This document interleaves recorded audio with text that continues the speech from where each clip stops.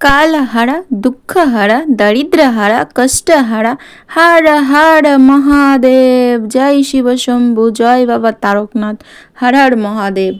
Hello বন্ধুরা, good morning সবাইকে। কেমন আছো তোমরা সবাই? আশা করি তোমরা সবাই খুব ভালো আছো, আমিও খুব ভালো আছি। তোমরা হয়তো ভিডিওটা দেখে বুঝে গেছো যে এটা কিসের ভিডিও। হ্যাঁ, এটা তারকেশ্বর যাবার ভিডিও। আমার এক্সাম থাকার কারণে আর কিছু সমস্যা থাকার কারণে ভিডিওটা আমি পোস্ট করতে পারিনি। তো আজকে অনেক দিন পরে ভিডিওটা আমি পোস্ট করেছি।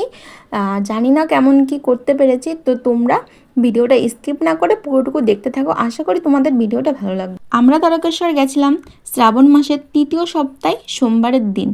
তো আমরা যেহেতু পুরোটা রাস্তা হেঁটে যাব, ওর জন্য আমরা রবিবারের দিন সকাল সকাল বাড়ির থেকে বেরিয়েছিলাম।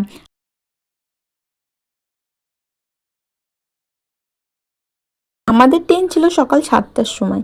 আর তারকেশ্বর যাওয়ার জন্য আমার সকাল সকাল ঘুম ভেঙে গেছিলো।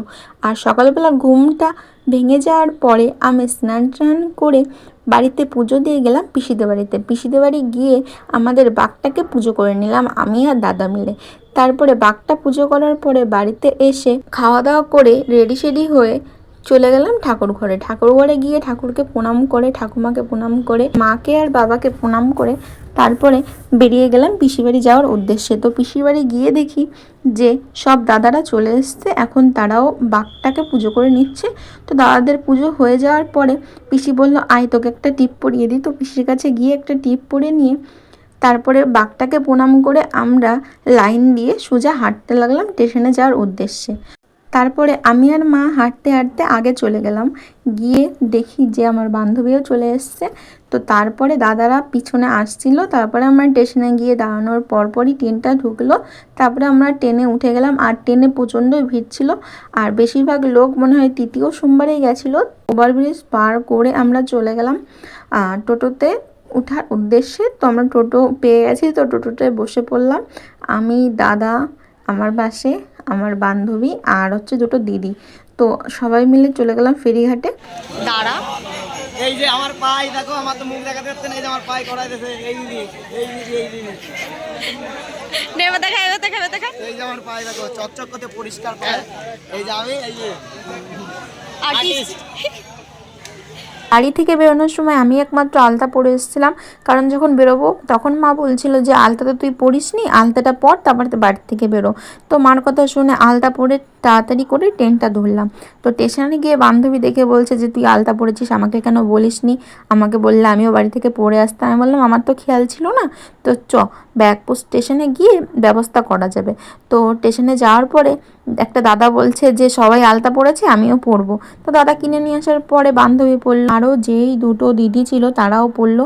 বাদবাকি সব দাদারা বলছে যে ওকে যখন পরিয়ে দিয়েছিস তাদেরও পরিয়ে দিবি। তো দাদাদের কথা শুনে আমি বললাম ঠিক আছে, তোমরা লাইন করে দাঁড়াও, আমি পরিয়ে দিচ্ছি। তো দাদাদের পরিয়ে দিলাম। তারপরে ভাইও আসলো, এসে বললো যে আমাকেও পরিয়ে দিতে হবে। তো বাদবাকি সব দাদা ভাইদের পরিয়ে দিলাম। পরিয়ে দেওয়ার পরে আমরা হাঁটা শুরু করলাম নিমাইঘাট যাওয়ার উদ্দেশ্যে। তো অনেকটা রাস্তা হেঁটে নিমাইঘাট এসে ওখানে রেস্ট নিয়ে কিছু খেয়ে স্নান টান করে আমাদের বাঘটাকে গঙ্গা স্নান করে একটু পুজো দিয়ে বেরিয়ে পড়লাম হাঁটার উদ্দেশ্যে। তো এই যে আমরা হাঁটছি, তোমরা দেখতেই পাচ্ছ। তো ভিডিওটা দেখতে থাকো, আশা করি তোমাদের ভালো লাগবে। তো তারকেশ্বর হেঁটে যাওয়ার সময় রাস্তায় ভক্তদের অনেক রকমের খাবার দেয়া হয়। তো অনেকটা রাস্তা হাঁটার পরে খিদে পেয়ে গেছিলো, তার জন্য একটু পোলাও একটু আলুর দম নিয়ে নিয়েছি। আর আমি একা একা হাঁটছিলাম, আর বাকি দাদারা যারা ছিল আমি পিছনে পড়ে গেছিলাম বলে তারা সবাই এগিয়ে গিয়েছে। তো ফোন করে কথা বলা হয়েছে, দাদারা সবাই আগে ছিল আর আমি ছিলাম পিছনে।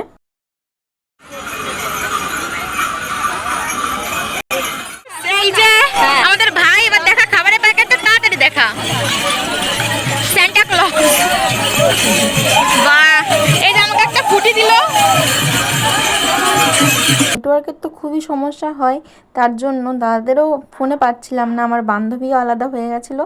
আর আমার মাঝে মাঝে এতটা পরিমাণে জ্বর আসছিল, আমি হাঁটার ক্ষমতাই রাখতে পারছিলাম না। আর প্রত্যেকবারের মতন এইবারও আমার জ্বর এসেছিলো, কিন্তু এবার আমি আগের থেকেই ভেবে রেখেছি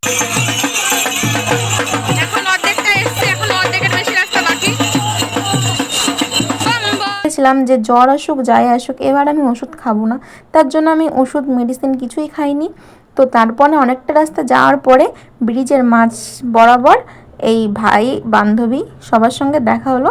তো তারপরে ওদের সঙ্গেই হাঁটা শুরু করলাম। আর দেখো এতটা পরিমাণে ভিড় হয়েছে, দেখো সব ভক্তবিন্দুরা যাচ্ছে।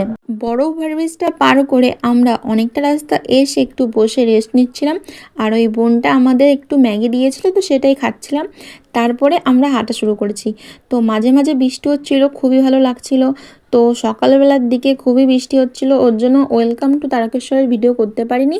ও তারপরে এই এখন কটা 11টা মতন বাজে, এখন আমরা পৌঁছে গেছি তারকেশ্বরে। তো এখন বৃষ্টি নেই, মেঘলা ওয়েদার, ওর জন্য বোঝা যাচ্ছে না বেলাটা। তো তারপরে আমরা এই যে হাঁটছি, আর আমি আর আমার বান্ধবী একই এসেছিলাম। আর দিদিদের তো মাঝ রাস্তায় হারিয়ে ফেলেছি, দিদিদের খুঁজে পাইনি।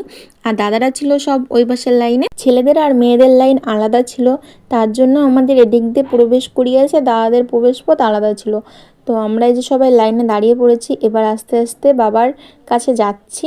তো যাওয়ার পরে এই যে লাইনে দাঁড়িয়ে পড়েছি, সামনে অনেকটা ভিড় ছিল আর আমার পিছনে ফাঁকা ছিল। আর দেখি আস্তে আস্তে ভরে গেছে। আর সামনে ওই যে ছেলেদের লাইন ছাড়া হয়েছে, তারা সবাই জল দিচ্ছে। একটু পরে মেয়েদের লাইন ছাড়া হবে। আর বলছিল যে তোমরা সবাই ঘটের মুখটা খুলে ঘরটাকে হাতে কিংবা মাথায় নিতে। তো সবার মতন আমিও ঘরটাকে মাথায় নিয়েছিলাম।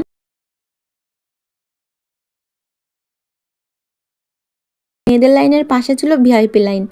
আর তারপরে আমরা জলটা ঢেলে সোজা চলে আসলাম বাইরের দিকে।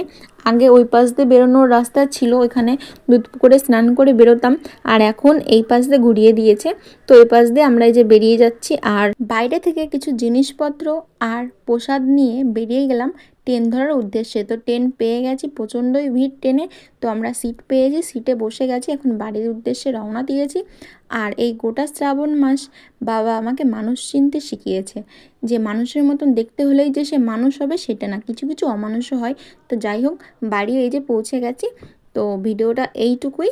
তো তোমাদের ভিডিওটা ভালো লেগে থাকলে অবশ্যই লাইক কমেন্ট শেয়ার করে দিও। আজকের জন্য টাটা, হর হর মহাদেব।